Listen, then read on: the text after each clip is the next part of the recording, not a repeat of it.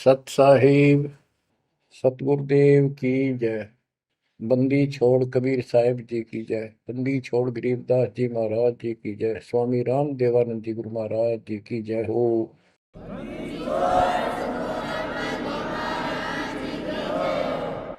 सर्व संतों की जय, सर्व भक्तों की जय, धर्मी पुरुषों की जय। श्री काशी धाम की जय, श्री सुडानी धाम की जय, श्री क्रोथा धाम की जय, श्री बरवाड़ा धाम की जय। सत साहिब कबीर दंडवतम गोविंद गुरु बंधु अर्जन सोई। पहले मैं प्रणाम तिन नमो जुआगे ओए। कबीर गुरु को की जय, दंडवतम कोटि कोटि प्रणाम। कीट न जाने रंग को यो गुरु कर है आप समान। बच्चों, मानुष जन्म परमात्मा की कृपा से आपको प्राप्त है। मनुष्य जीवन के अंदर मूल उद्देश्य केवल भक्ति करना और मोक्ष कराना होता है। इसके लिए सर्वप्रथम गुरु की आवश्यकता होती है। सर्वप्रथम गुरु की, गुरु पूर्ण हो, तत्व ज्ञान प्राप्त हो और संपूर्ण भक्ति मोक्ष मार्ग यानी सभी मंत्र सत्य हों, फिर भक्त मर्यादित रहे, समर्पित रहे, आसानी से मुक्ति प्राप्त कर सकता है। अब जैसे धर्मदास जी का प्रसंग चल रहा है, तो आप देख रहे हो कितनी अच्छी आत्मा, परमात्मा के चाहने वाली, कति कुर्बान। और जैसा उस अज्ञानी गुरु ने मार्गदर्शन किया, कति अटूट श्रद्धा। सेवक तो ऐसा ही हो, पर गुरु ऐसा ना हो जो जीव को कर्म कांड में उलझावे। अब इस कथा से आपको अपने आप बहुत कुछ बातें समझ में आएंगी कि आपको कैसे पूर्ण सतगुरु प्राप्त है, अध्यात्म ज्ञान प्राप्त है, संपूर्ण मूल ज्ञान जो आज तक छुपा के रखना था। और अब भी आप नहीं समझ सके उस परम पिता की महिमा को, और इस गंदे लोक के यथार्थता को, तो फिर परमात्मा आपको कौन सी भाषा का प्रयोग करे जिसे तुम समझ सकते हो। लास्ट फिर वही होगा जैसे 600 साल पहले दाता ने आपको पटक दिया था, ठाके झटक दिया था। या तो आंखें खोल लो, भूल जाओ इन बकवादों को। इस संसारिक चोचलों में कुछ नहीं धरा। गरीबदास जी कहते हैं, सर्व सोने की लंका होती रावण से रणधीरम, एक पलक में राज विराजी फिर जम के पड़े जंजीर। इतने ठाठ बाट थे, सिद्धियां थी, आकाश में चला जाता था, पुष्पक विमान ऊपर से छीन के लाया था कुबेर से, खूब उद्मस्तार रखा था। और भगत किसका था? शिव जी का। तीन देव की जो करते भक्ति ही उनकी कदे न होवे मुक्ति।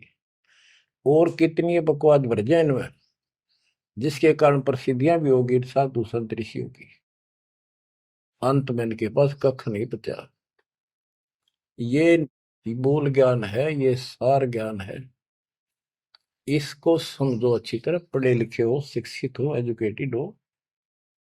परमात्मा ने मनुष्य जीवन इसलिए दिया कि तुम कुछ बुद्धि भी एक्स्ट्रा रखते हो अन्य प्राणियों से। इसका सदुपयोग करो। बकवाद बहुत कर ली, बाहर जाना पड़ेगा। अब बच्चों, प्रसंग धर्मदास जी का चल रहा है। देखो, अपना पिता अपने लिए कितना कष्ट उठा रहे हैं। एक जीव को काल की दलदल से बाहर खींचने के लिए कितना कुछ उन्होंने किया। बालक की तरह पीछे पीछे फिरे, कहाँ जंगल में, कहाँ किसी दरिया पे, कहाँ किसी तालाब पे, कहाँ कहाँ कष्ट वो मालिक उठाया उन्होंने। वो कहते, दो दिन मेरी शरण हो, ताका हूं मैं दास, केल गिर लग गया फिर गुप्त धरती आकाश। जैसे राजा अम्बरीश था, उसके पीछे लग रहे थे लेकिन हम नहीं समझते, जब हमारे पास दो पैसे हों या 14 काल की छोटी सी राजा था, भगत बतेरा था, यज्ञ बहुत करता था, वाह वाह हो रही थी, पिछले संस्कार भी अच्छे थे। वो संस्कार कब बने? जब कभी कबीर साहब की शरण में था, जैसे कलयुग में हो तुम। अब ये जो रह जाएंगे ना, पार हो गए सो हो गए। भक्ति ये अच्छी करते हैं क्योंकि सत्साधना मिल गई। एक सांस की कीमत कितनी गजब की है, इसकी बहुत वैल्यू है। पार ना हुए तो फिर ये नो फंस जाएंगे काल के। इनको स्वर्ग में रखेगा, देवता बनावेगा, पूरा माचे माचे आन देंगे, फिर राजा पृथ्वी पर बना देगा। पृथ्वी पा के फिर ये पिछले पुण्यों के कारण ठाट तो होने हैं। और भक्ति भी करेगी आत्मा, क्योंकि पीछे भक्ति की चास पड़ी हुई है इसको। तो भक्ति गलत करें जाएंगे, लाभ न्यारे हुए दिखेंगे। यो काल का भयंकर जाल है। मालिक फिर भी अपने बच्चे के साथ रहता है, फिर भी उनको राह दिखाने की चेष्टा करता है, किसी न किसी रूप में अपनी सच्ची भक्ति फिर से बताने की चेष्टा करता है। मानते हैं ना मानते वो अलग बात है। फिर राजा जनक हुआ अम्बरीश का जीवन पूरा करके।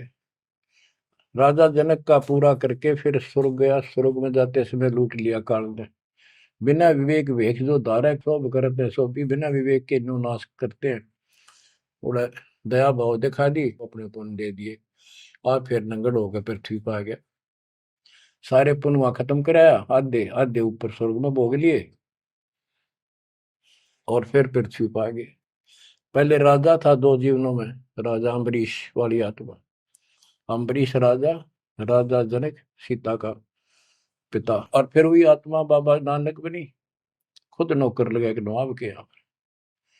जब ये इस स्थिति में आ गया, कति हैंड टू माउथ हो गए, तब दाता फिर मिले अपने बच्चे को। फिर राह दिखाने की चेष्टा की, खूब वाद विवाद किया। ने बोला आंखा देखो तो मानो, आंखा भी दिखाया, जब जाकर माना। बच्चों ऐसे आज आपके साथ खड़े कर दाता देख कहां सिर के होने लग रहा है, यह भी तरह समझ में नहीं आ रही, ये भी तुम नहीं समझ पा रहे। What is this? इसका नाम है कबीर भगवान। इसको कहते हैं सक्षम समर्थ परमात्मा। बच्चों यहाँ देखो, मालिक ने कैसे अपने बच्चों तक संदेश पहुंचाने लग रहे। काल ने जुल्म करने में कसर नहीं छोड़ी, पर यूं भी तो उसका बाप है। और देखो अपने बच्चों को कैसे अमृत छकाने लग रहे। इन क्रियाओं को देखकर ये विश्वास कर लेना चाहिए कि आप समर्थ की शरण में आ चुके हो। द्वार धनी के पड़ा रहे, धक्के धनी के खावे, 100 काल झकझोरी कर द्वार छोड़ जाओ। इब तुम इतना जरूर कर दियो, और कुछ ना बने तो इतना रहियो, मालिक की शरण से दूर मत होना। चाहे दुखी दिखो, चाहे सुखी दिखो, इब के आप सत्य में अगला कदम है बस, नथिंग एल्स। दूसरी बात नहीं है। पर होगा उनका जो मर्यादित रहेंगे, समर्पित रहेंगे, तन मन धन सब तेरा, ये कहने से नहीं, करना होगा। काल जाते आज ले चलो दाता, रखियो अपने चरण में। तो बच्चों फिर जब तक चाहोगे तब तक जीवन दे देगा आपको, जब तक चाहोगे। लेकिन अंत में एक ऐसा आप पर प्रेरणा हो जाएगी आपको, और आप ही कहोगे कि दाता ले चलो, बस बस बहुत हो ली। तो कहते हैं जीव है इतना जोखिम नहीं, मरा जब निशंक मरे, परमात्मा कहते हैं। तो ये हमारा मरना नहीं होगा, हम तो मेले से बजावांगे। शरीर छोड़ दिया कांचड़ी, पक्षी उड़ा आकाश को चलते कर गया बीट, ये तो वो है। बच्चों प्रसंग धर्मदास जी का चल रहा है। परमात्मा ने धर्मदास जी को पूरी सृष्टि रचना फिर सुनाई, क्योंकि शुरुआत में उसने इसलिए सुनी थी, अपना तर्क मन में अलग रखा था। साथ में आमनी देवी ने भी सुनी, दोनों को विश्वास हुआ। परमात्मा से कहा कि जोड़ पानी में पूछो स्वामी, पानी माने हाथ, जोड़ पानी में पूछो स्वामी, को कृपा कर अंतर्यामी, ओ साहब नाम का आही, परचय नाम कहो मोय पाई, गुरु और सतगुरु तुमको कहूं, हे प्रभु कौन देश तुम रहो। परमात्मा बोले, हो धर्मनी जो पूछो मोही, सुनो सुरती धर कहो मतोई, जिंदा नाम है सुन मेरा, जिंदा बेस खोज की तोरा, हम सतगुरु के सेवक आही, सतगुर संग हम सदा रहाई, सतपुरुष व सतगुर आही, सतलोक में वह सदा रहाई। सकल जीव के रक्षक सोई, सतगुर भक्ति काज जीव होई। सतगुर की भक्ति से जीव के सब काम ठीक होंगे। सतगुर सत्य कबीर सो आही, गुप्त प्रगट कोई चिन्ह नाही। सतगुर आज जगत तन धारी, दासा तन दर शब्द पुकारी। काशी रह परख हम पावा, सत नाम उन्मोहि दर डावा। परमात्मा अपने को छुपा के कहते सत परमात्मा तो सतलोक में रहता है और वहां से चलकर आया हुआ है। अब वो सतगुरु सत कबीर काशी में है। वो प्रगट है, गुप्त है। प्रगट का अर्थ है कि सामने बैठा है, गुप्त ऐसे है कि उसको कोई पहचान नहीं पा रहा। सतगुरु आज जगत तन धारी, उस सतगुरु ने, सतपुरुष ने, पूर्ण परमात्मा ने जगत में आके ये कबीर रूप धारण कर रखा है। और काशी रहे पर खम पावा, वो काशी में रहते हैं, हमने उनको पहचान लिया। सत नाम उन्मोहि दर डावा, ये सच्चा नाम, सच्चा ज्ञान, सही विधि उसने मुझे बताई। यम राजा का सब छल चीना, निरख परख यम सो भीना। तीन लोग को काल सतावे, ताको ही ये सब जग ध्यान लगावे। तीन लोग को यू काल परेशान कर रहा है, दुर्गति कर रहा है तीन लोग की, सब प्राणियों की, और उनका ये ध्यान लगावे। ब्रह्मदेव जाको वेद बखाने, सोई है काल कोई मर्म न जाने। जिसको ब्रह्म भगवान के है ना, देवता लोग, गुरु ऋषि, वो वही तो काल है। तिनके सुत अहि तिर देवा, सब जग करे उनकी सेवा। इनकी पूजा करते, ये उसके पुत्र है तीनों। तिरगुण जाल ये जग हुंदाना, जाने ने अवसल पुरुष पुराना। जाकी ई जग भक्ति कराई, अंत काल जीव को सोए दर खाई। जिसकी ये भक्ति करते हैं, काल की, ब्रह्म की, या इनके तीनों पुत्रों की, अंत समय वो इनको खावे। सब जीव सतपुरुष के आही, ये सारे प्राणी उस सतपुरुष कबीर साहब के हैं। यम दे धोखा फांसाता ही, प्रथम भय असुर यमराई। बहुत कष्ट जीवों के लाई, दूसरी काल कला पुन धारा। धर अवतार असुर संहारा, जीवन बहुविध कीन पुकारा। रक्षा कारण बहु करे पुकारा। जीव जाना ये धनी हमारा, दे विश्वास पुनः धर अवतारा। अब क्या ये बताना क्या चाहते हैं परमात्मा? हिरण्यकशिपु, उसको काल ने पैदा किया, उसने उद्मस्तारे भगत को सताया, हाहाकार मच गई सारी जनता में। तो परमात्मा ने आकर उस राक्षस को मारा, और विष्णु को रूप दिखाना पड़ा, क्योंकि कबीर साहब को जानते नहीं थे। बच्चों, भगत का रक्षक केवल कबीर साहब है। प्रहलाद भगत था, प्रहलाद विष्णु जी का उपासक था। इस भक्ति को यहाँ तक लाने के लिए दाता ने आगा पीछा कुछ नहीं देखा, ना अपनी महिमा की आवश्यकता समझी। यदि वो महिमा चाहे तो काशी में 120 वर्ष रहे एक निर्दन जुलाहे की लीला में, वो 1 मिनट में कुछ भी कर सकते थे, दुनिया पीछे हो लेती, पर ये इस मार्ग में चला नहीं। तो क्या बताते हैं कि विष्णु रूप धारण कर लिया, विष्णु भी खुश हो गया, लोग क्यों विष्णु जी ने रक्षा कर दी, विष्णु जी ने रक्षा कर दी। अब ये काल का जाल नो ऐसे अड़ा रहा। अब कबीर साहब ने इसको उसी तरीके से समझाने की चेष्टा की है, अपना रोल निकाल दिया बीच में। कबीर साहब समझाना चाहते हैं कि एक तरफ तो काल ने राक्षस बनाए, फिर तुम कहते हो विष्णु ने नरसिंह रूप धार करके और हिरण्यकशिपु को मारा, इसलिए विष्णु की महिमा बन गई। अब लोग विष्णु के चिपक गए, इसको भगवान मान कर पूजन लाएंगे। हीरो हो गया यो, जैसे पिक्चरों में देखो, हीरो 2-4 रन गढ़ दे, बस वाह वाह वाह के जो है ना, इन करिश्मों को देखकर, चमत्कारों को देखकर इनका चिपक गए। ये सब काल का जाल है, परमात्मा ने इससे कोई लेना देना नहीं। परमात्मा चाहते थे इन भक्तों की आस्था बनी रहे, काल चाहता है ये नास्तिक हो जाए प्रमाण के लिए। परमात्मा से जब वार्ता हुई, इसने विवाद किया, तकरार करी, प्रथम बार आई। आखिर में लास्ट में जब सारी मन्नत मंगवा के वचन भरवा के ने बोला कि सबको उल्टा मार्ग लाऊंगा, गलत साधना पर दृढ़ कर दूंगा, देवता, तीर्थ, व्रत, मंदिर, इनकी पूजा हुआ और किसी को कोई यहाँ से निकलने नहीं दूं, कि ये साधना करेंगे आध्यात्मिक लाभ होए को नहीं, आप नास्तिक हो जाएंगे। अब देख लो वर्तमान में गांव के गांव बहुत अच्छी आत्मा के लोग हैं, स्त्री पुरुष, लेकिन भगवान से दूर हो चुके, इसलिए हो चुके हैं कि इनकी साधना करते करते दुरुक्ति रही है, वो साधना ठीक नहीं है। तो यहाँ परमात्मा धर्मदास को वो आंखें खोल रहा है कि जिनको तुम भगवान मान रहे हो ये ऐसे काल जलजाल कर रहा है। एक तरफ तो ये कंस, केसी, चाणोर और पूतना जैसे, जरासिंह जैसे बना दिए, उधर से कृष्ण बना कर भेज दिया न मारने खातर, इनको मारने के लिए। कृष्ण ने वो मार दिए, कृष्ण चौधरी पाक गया, भगवान बन गया। अंत में कृष्ण भी मरा और नरक में जागा, जिसे कर्म करे या भोगने पड़ेंगे। अब बच्चों ये सारा खेल यो है, पीएचडी लास्ट पॉइंट है।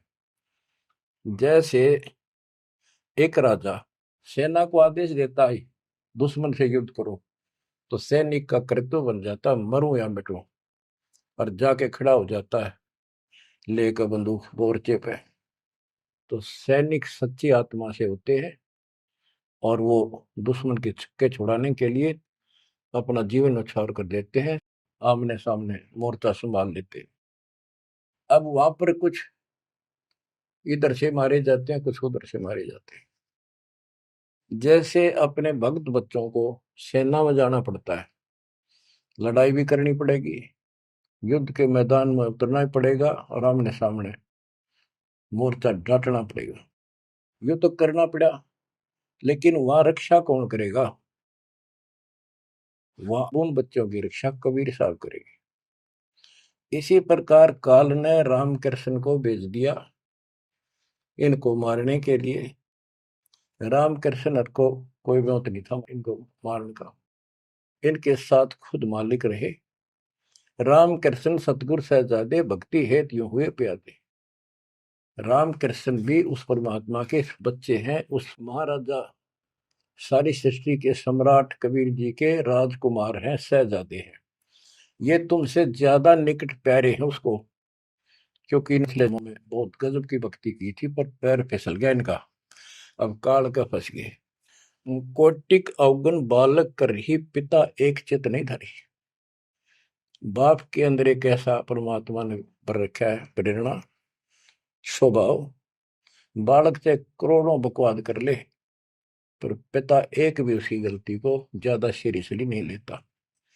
तो इसी स्थिति पर परमात्मा इस नियम से उन निकम्मों के साथ भी आज है, लेकिन बहुत प्यारे उनको हैं, क्योंकि कभी वो बहुत गजब के भगत थे और कॉलोनी को सिलेक्ट करा है उनके कर्म फुड़वाने के लिए, उनको उच्च पद देता है। ये प्रधानमंत्री, मुख्यमंत्री, ये बहुत अच्छी आत्मा थी, पिछले भगत थे, तपस्वी थे भगवान के बच्चे, उसके लिए कर रहे थे। अब वो बैठा दिए पदों पर, अब कर्म फोड़ लेंगे तो मानने को नहीं, फिर जब हैंटू माँ उठा जाएंगे बाबा नानक की तरह, फिर पकड़ लेगा, फिर लेगा। काम तो बढ़ गया, समस्या तो वहीं के वहीं खड़ी रहेगी। मतलब बात निमड़ी क्या है बच्चों, इसको कहते हैं सार ज्ञान। ये है वो मूल ज्ञान। धर्मदास मेरी लाख दुहाई, मूल ज्ञान कहीं बाहर न जाए। मूल ज्ञान तब तक छपाई जब लग द्वादश पंथ ना मिट जाए। अब यो ऐसा ज्ञान आज तक किसी ने निर्णायक नहीं सुनाया।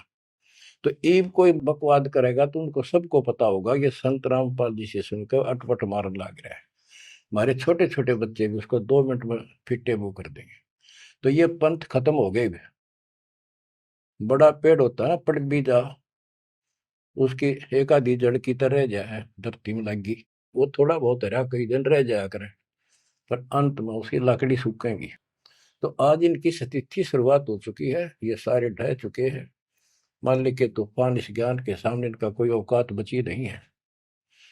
अब तुम ध्यान दो जिसके ऊपर ये मालिक गजब की रजा कर रहा है।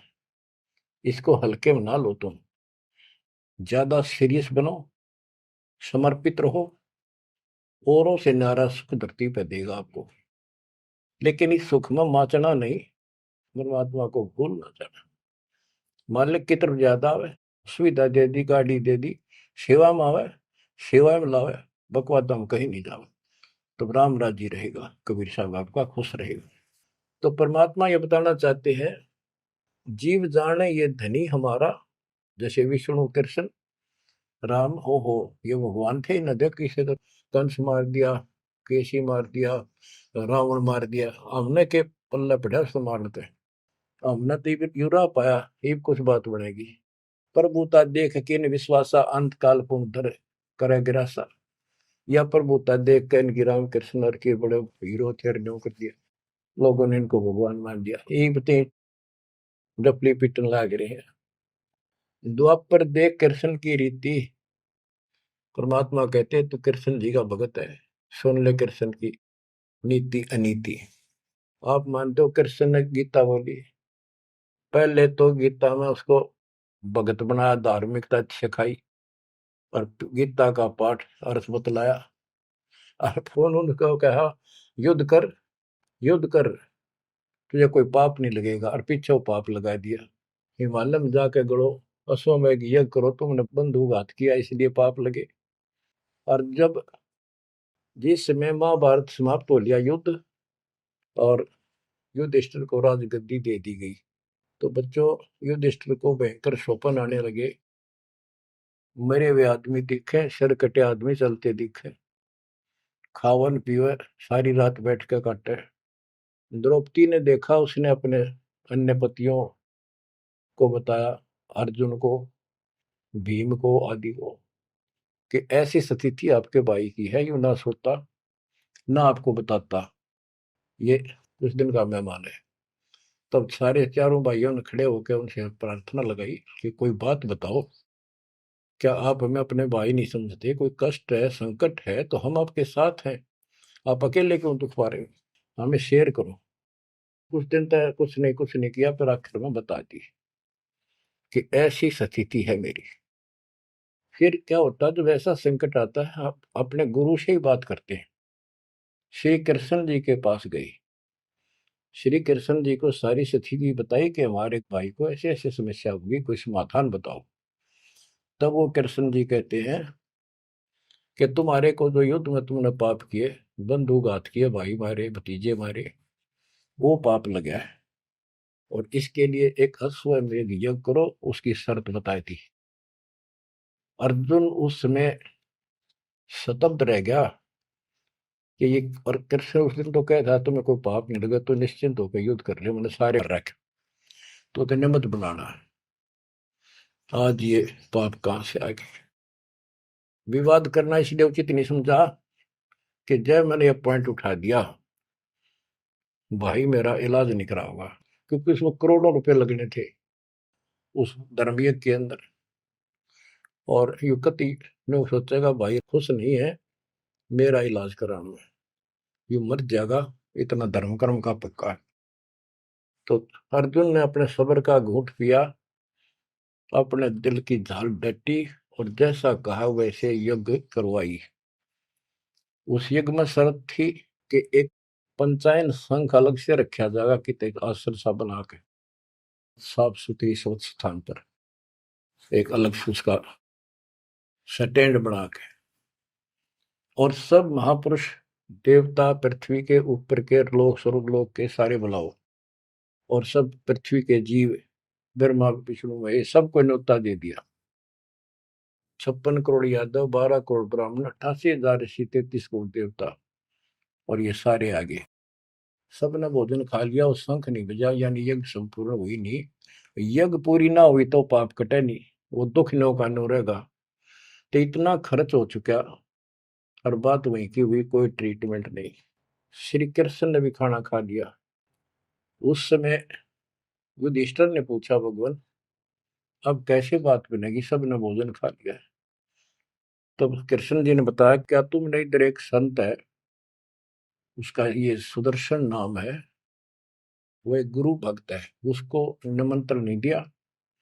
भीम की ड्यूटी थी, सेवा थी उस साइड में निमंत्रण बांटने की। भीम से पूछागा, भीम ने बताया कि मैं गया था पर वो गलत बोला। उसने कहा कि तुम्हारे से तो कसाई भी अच्छा था, तुमने इतने मानस मार दिए। वो विधवा बहन सैनिकों की आज तक टक्कर मार कर हो रही है, तुम बैठ के मौज कर रहे हो, नरक में पड़ोगे जाके। तुम्हारे अन्न खाकर नरक में जाना है क्या मैंने? पहले मुझे ऐसी ऐसी 100 अश्वमेघ यज्ञ का फल दो, तब मैं तुम्हारा टूक तोड़ू। कृष्ण बोला, फिर आपने क्या कहा? मैं क्या कहूँ था जी, उसने फिर कह दिया, बताओ ना मन्ना, ये तेरे बिना कि हमारी यज्ञ अधूरी रह जाएगी, श्री कृष्ण जी हमारे साथ। तब भगवान बोले, सारी बात बिगाड़ दी, तुम चलो। पांचों को रथ में बैठा के लाया, उनकी कुटिया से एक, कम से कम 1 योजन यानी 12 किलोमीटर दूर रथ रोक दिया। वहां से पैदल चल के आए नंगे पैरों। उस दिन क्या था, सुदर्शन जी ने अपने गुरु परमात्मा खुद कबीर साहब करुणा में नाम से प्रकट थे द्वापर में, उनके वो शिष्य थे, उनको सारी बात बताई। परमात्मा को पता था फेर आऊंगे, काम तो उनका होना को नहीं। तो सुदर्शन जी से बोले, तुम घूमन फिरन चला जा किते, वो फेर आऊंगे। फिर सुदर्शन जी तो चले गए भ्रमण पे, परमात्मा उनका रूप बना के वहां बैठे की कुटिया में। जब वह सारी टीम पहुंची कृष्ण वाली, जाते ही श्री कृष्ण ने दंडो प्रणाम की। साथ में पांचों पांडवों करनी थी। फिर कहा, परमात्मा ने पूछा, हे जगदीश, ये 3 लोक के मालिक, या कैसे आना हुआ गरीब की झोपड़ी पे? तो श्री कृष्ण जी ने कहा, आप जानी जानो, इन्होंने ये पांडव हैं, ये भीम है, ये युधिष्ठिर है, सारी इंट्रोडक्शन कराई। ये आपको निमंत्रण देने आए हैं, इनके यज्ञ में प्रसाद पाओ ताकि इनका कल्याण हो। सुदर्शन जी बोले कि भाई मैंने इस भाई तक कही थी, देखो खड़ा मोटा हा, मेरी बात शर्त पूरी कर दो तो मैं आज तैयार हूँ, नमक को नहीं चलो। तो श्री कृष्ण जी बोले, जी आपकी वाणी है, कबीर संत मंडल पहुंचा लिए, तजमाया अभिमान, जो जो कदम आगे रखे ओ एक समान। ये दाता, हम वहां से चल कर कहाँ से चले थे, आप तो सारे कदम जानते हो, और 12 किलोमीटर तय, 1 योजन तक हम कभी पैदल आए हैं। यहाँ से वहां तक हमारे जितने कदम एक यज्ञ बनाए बताए आप। हे दाता, 100 आप लेखा ला दो, बाकी हमारी जोड़ी में डाल। साधु भूखा भाव का, धन का भूखा ना। ने बोला, वे चलते हैं। जब पहले भीम आया, डींग मारा था। जब सुदर्शन जी ने ये कहा कि तुमने इतने आदमी मार दिए, ऐसा जुल्म कर दिया, भीम बोला, युद्ध ऐसे नहीं जीता जाता, एक का गदा मारूं था 6 मरे थे। तो परमात्मा ने उसकी फड़क निकालनी थी, कुछ परिचय देना था कि इसमें कुछ है। परमात्मा बोले, सुदर्शन रूपधारी कबीर साहब के भीम, पहलवानिया मेरी माला तार के दिए, देख खुट्टी व टंगरी। हो गया तारण खातिर, कणछन लाग गया पहलवान, वो माला ना उतरी, वह सुमरनी उतरी नहीं। ने बोला, रे तू एक मारे था, 6 मरे थे पहलवान, या छोटी सी माला नहीं तेरे से उठती। खिसियाना होकर वापस आ गया। परमात्मा ने ऐसे हाथ करा, आपसे उतर कर आएगी हाथ में माला, पर बहुत चक्के रह गए, अचंभित हुए सारे के सारे। तब परमात्मा को लेकर ये घुमाए। लंबी कहानी है, विषय दूसरा चल रहा है। तब उस दाता के भोजन करने से उनका काम बना, जब वो शंख बजा। ये अलग प्रसंग कभी ठीक से जच कर सुनाऊंगा, अब प्रसंग दूसरा चल रहा है। परमात्मा कह धर्मदास, तेरे कृष्ण की कुनीति कुनीति सुन ले। एक तरफ तनियों का था, तेरे पाप ना लगे, और फिर पाप बताए दिए। उन पापों को धोने के लिए जो विधि बताई, उससे भी बात ना बनी। वो भी समर्थ सक्षम हम थे वहां पर, हमने की। और बच्चों, वो पाप नहीं थे, वो पाप तो थे लेकिन वो प्रेत बाधा थी। वो जो सैनिक मरे थे, विधवा रो रही थी, वो सैनिक उसने तंग कर रहे थे, प्रेत बने हुए। वह प्रेत बाधा भी कृष्ण तक नहीं ठीक हुई। बच्चों, गरीबदास जी कहते, तुम कौन राम का जपते जपन, ताते कटे ना ये तीनों ताप। ये 3 ताप के तहत दुख था उनको। और वो पाप तो न्यो के न्यो रखे रह गए। ओए होए। अरे कोयल के बच्चों, ईब तक पकड़ दो अपने माँ की बाणी को, क्या कहना चाहते हो?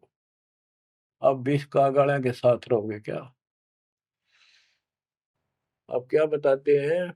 गीता पाठ का अर्थ बतलावा, पुण्य पाछे बहु पाप लगावा, बंधु घात दोष लगावा, पंडों के बहु काल सतावा। पांडवों को काल ने खूब परेशान किया, और अंत में क्या हुआ? जब दुर्वासा जी ने श्राप दे दिया कि जैसे कृष्ण जी के पुत्र प्रद्युम्न और 2 4 5 और बच्चे मिलकर दुर्वासा जी द्वारका की बनी में बैठे थे, तपस्या कर रहे थे, कुछ दिन के लिए कहीं कहीं रुक जाते थे। वो पता चला कि बड़ा पहुंचा हुआ संत सिद्ध आ रहा है। द्वारका के बच्चे श्री कृष्ण को समर्थ मान चुके थे। किसी ने कंस मार दिया, केसी राक्षस मार दिया, चाणूर मार दिया, वैसे काल्यवन मार दिया। तो इन्हों सोच रहे थे कृष्ण तो ऊपर धरती पे कोई सही नहीं। उन्होंने मजाक सूझ गए, वो किसी संत साधु का आदर नहीं करते थे। इस कारण से कि हमारे साथ कृष्ण, हमारा कोई कुछ नहीं बिगाड़ सकता। तो उन्होंने शरारत सूझी कि नो कहे दुर्वासा भूत भविष्य वर्तमान त्रिकाली बता दिए, तीनों काल की जानता है, चलो इसकी परीक्षा लेंगे। एक प्रद्युम्न का पेट पर कढ़ाई बांध दी छोटी सी लोहे की, और लेडीज कपड़े पड़ा दिए गुजरिया वाले, ऐसा दिखा दिया जाके जैसे बच्चा पेट में गर्भ है इसका। यूं पूछने गए महाराज, इनका कई साल में दया करी दाता ने? 12 साल हो गए बयान है। अब ये पूछ जानना चाहते हैं कि इनका लड़का होगा लड़की, बड़े उतावले हैं, आप भूत भविष्य की सारी जानो हो। दुर्वासा जी ने देखा ध्यान लगा के, ताकि बकवाद करना रहे हैं। गुस्से में होकर ने बोला, यह दो कुल का नाश होगा इस पे, ना लड़का हो ना लड़की हो। और आंख लाल करी, बाज लिए बच्चे थे सब, ना के बता पता चला। यानी उस दुर्वासा के श्राप का कृष्ण तक बात गई। कृष्ण जी ने समाधान बताया कि इस कढ़ाई ने घिसा के चूर्ण बना के प्रभास क्षेत्र में डाल दो, जमुना में। ऐसा कर दिया गया। फिर भी श्राप न्यो का न्यू रह गया। वो श्राप वो द्वारका में उद्मस उतर गया, अचानक बालक मर गया, अचानक कोई और दिक्कत आ गया, छोटी सी बात पर लट्ठम लट्ठा, रोज झगड़े होने लग गए। कृष्ण जी के पास फिर गए, यू कारण क्या है बताओ भगवान, इसका समाधान बताओ। किसी न किसी की बात नहीं सुहारी, यू कौन सा पाप सेध गया नगरी का? कृष्ण जी बोला, भाई तुमने, जो दुर्वासा का श्राप है ये दुखी कर रहा है, इसका समाधान है तुम जाके वहां जमुना में स्नान करो प्रभास क्षेत्र में, जहां पर वो कढ़ाई के कंड डलवाए थे चूरे बना बना के। उसमें एक कड़ा घिसा नहीं था कढ़ाई का, पूरा ना घिसा, थोड़ा बहुत घिस गया, चमकीली सी वस्तु होगी, वो मछली ने खा ली। एक बालिया नाम का मछियारा था और साथ में शिकारी था। वो मछली पकड़ी, वो आगे उसने काट के देखी, उसमें चमकीली धातु थी। उसका अपना तीर का एरो बनवा दिया, आगे का ऐसा विषाक्त करके जहर में बुझवा के। और जो कण थे जो कढ़ाई के बताते उनके सरकंडे जाम गए, बूढ़े बूढ़े, उनके तीखे पत्ते गजब के तलवार जैसे। और कृष्ण जी ने कहा, सारे स्नान करो वहां जाके, तुम्हारा ये शराब खत्म हो जाएगा। वहां बोले सब बच्चे नर, कोई ना बचे, गर्भ न छोड़ के, छोटे छोटे नवजात शिशु के साथ ले गए, कहते इन पर शराब ना रह जाए। और वहां जाके सारे लड़न लग गए, पाड़ पाड़ के वो पठेरे सरकंडे एक दूसरे को मारे, तलवार का काम करना कर शुरू कर दिया। कट का मर गए 56 करोड़ यादव। फिर कृष्ण जी एक पेड़ के नीचे बैठ गए, उस पर दीख को सारे दिन शिकारी ने, बालिया कौन था? ये बाली वाली आत्मा थी जो त्रेता युग में श्री राम ने वृक्ष की ओट लेकर मारा था। उसका अपना बदला लेने के लिए उस वो बालिया नाम का जीमर बना, शिकारी बना, श्री राम श्री कृष्ण बना वो आत्मा। वो उसके पैर में तीर मार के श्री कृष्ण मारा। उससे पहले श्री कृष्ण ने, बच्चे हुए बताओ आप हमारे या तो जाके काल कर रहेंगे दुर्गति, फिर आके लेट गया जब वो मारेगा। मरने से पहले उसने वह संदेशा भेज दिया था पता था कि सारे मरेंगे। तो पांचों पांडव वहां पहुंच गए। कृष्ण जी बस तड़फन लाग रहे थे। उनको बता दिया भाई ये यहाँ कोई आदमी बचा नहीं है, इन लेडीज को सारी को ले जाना, यहाँ लोग इनकी दुर्गति करेंगे, तुम अपने वहां रखना सुरक्षित। और तुम जाके हिमालय में चले जाओ, वहां रहो भूखे प्यासे तप करो, और वहां गड़कर मर जाओ, वापस ना आइए। तो पूछा जी कारण क्या है, हम अभी तो राज मिला, 20-30 साल हमने राज मुश्किल से किया है, अब आप कहते हो राज त्याग के वहां चले जाओ, इसका कारण क्या हो गया, क्या गलती बन गई कि तुमने जो युद्ध में पाप किए थे वो पाप तुम्हें दुखी कर रहे हैं, वह तप करने से समाप्त हो जाएंगे। तब अर्जुन को कहना पड़ा कि भगवान आप ऐसी स्थिति में हो, मुझे कहना तो नहीं चाहिए पर मैं रोक भी नहीं सकता अपने आप। पहले तो आप कह रहे थे गीता में कि ऐसे ऐसे तेरे को पाप नहीं लगेगा, और ये पाप हमारे सिर पर धरती है। फिर भाई के अश्वमेघ यज्ञ कर पाप खत्म हो जाएंगे, वो पाप फिर भी रह गए। तब मैं बोल नहीं पाया, आज मैं रोक नहीं पाया। या तो इसका उत्तर दे दो ना, मेरा जीना भी दूभर हो जाएगा शेष सांस। तब उसने बताया भाई मैंने ना मेरा मन के गीता में कहा था, और के कुछ तेरे को बोल रहा था।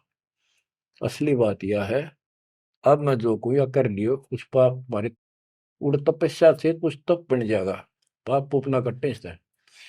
उसने में बताई तप करने से आगे फिर थोड़ा बहुत को राज मिल जाएगा। इनके पास इतनी स्टोरी है, ज्यादा नहीं। तो बच्चों देखो काल का जाल, उसका अंतिम संस्कार से ही कृष्ण का करके वो चले गए। और अर्जुन एकलन छोड़ गए कि एकला योद्धा है, कोई खतरा नहीं, सब लेडीज को लेकर चाल पड़ा गोपियों को।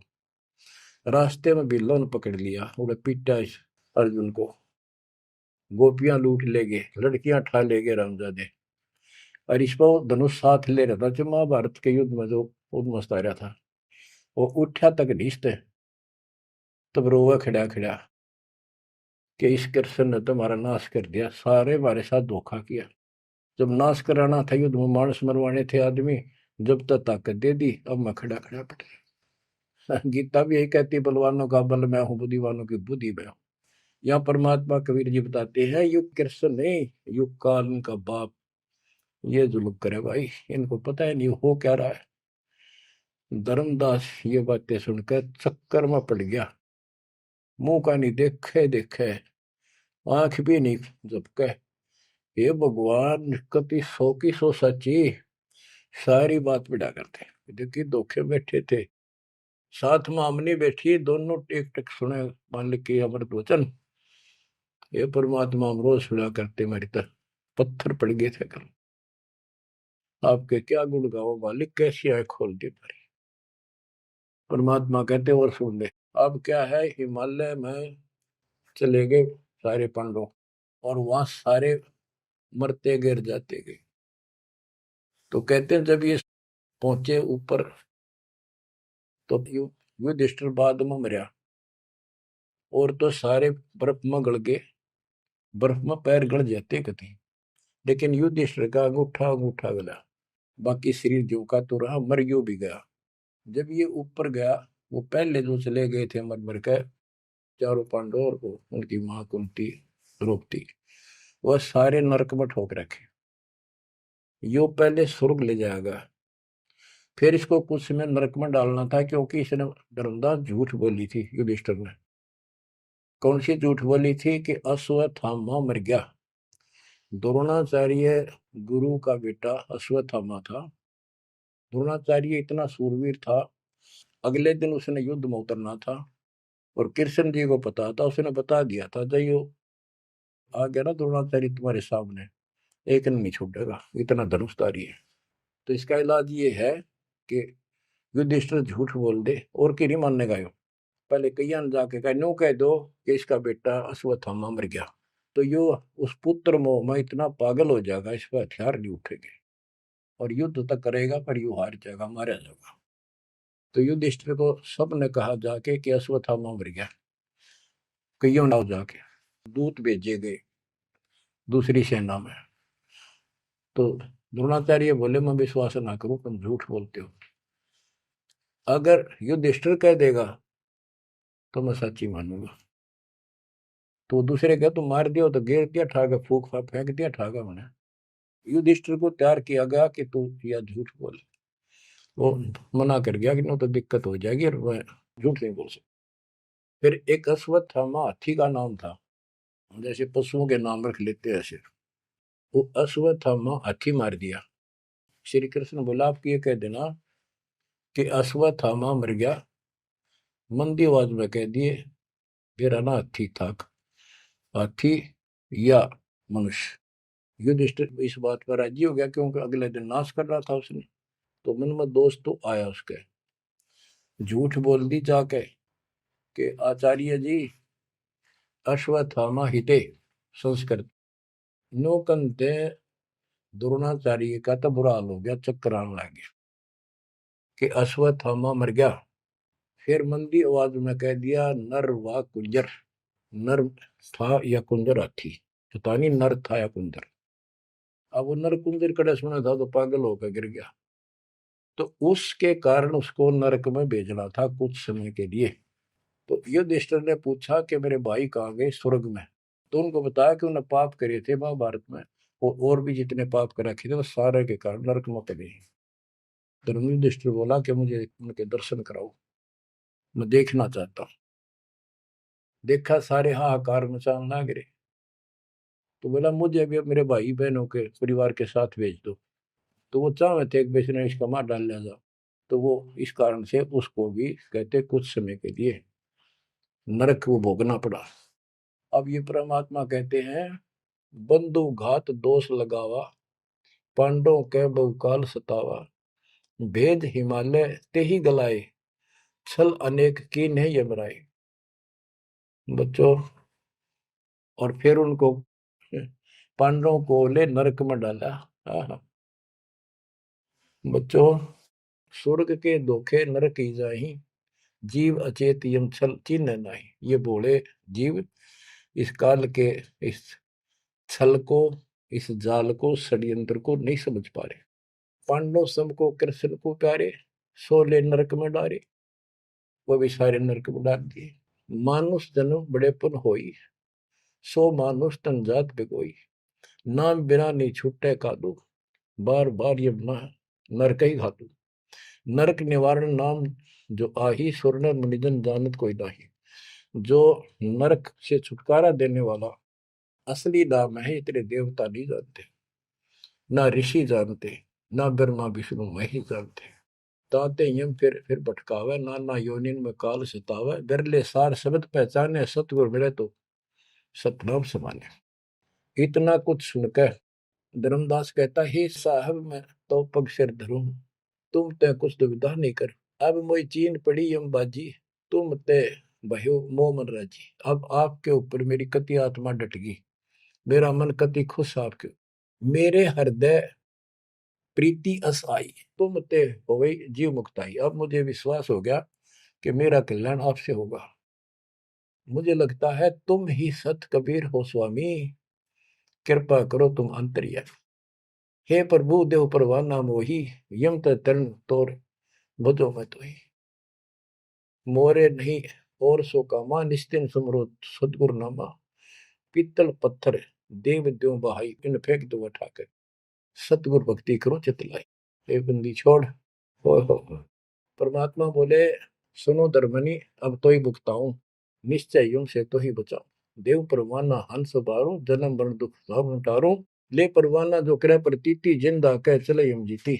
अब वही आज्ञा देव धर्मदासा, मैं गमन करूं सतगुरु के पास है। अब मुझे आज्ञा दे, मैं अपने गुरु जी के पास जा रहा हूँ। सतगुरु संग आयब तो पाई, फिर मैं अपने गुरु जी ने लेकर आऊंगा तेरे पास। तब परमाना तो ही मिलाई, उनसे तुम्हें नाम दिलाऊंगा मैं। क्योंकि अभी धर्मदास को पूरा पक्का करना था।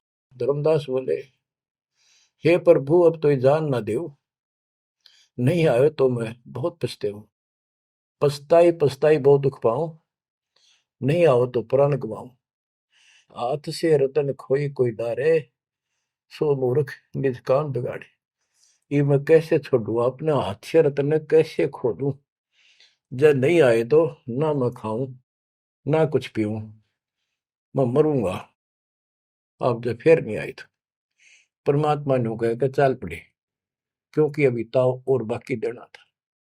धर्मदास सामने कति गली में खड़े हो गए, जब तक दिखते रहे आंखों में आंसू भरे रहे, एक टक देखते रहे। बच्चों, परमात्मा आपको मोक्ष दे, सदा सुखी रखे, शेष फिर दृढ़ हो जाओ, तड़प जाओ उस घर जाने के लिए। परमात्मा आपको मोक्ष दे, सदा सुखी रखे, आपको अपने घर की याद बनी रहे, काल का दुख सदा याद रहे। सत्साई।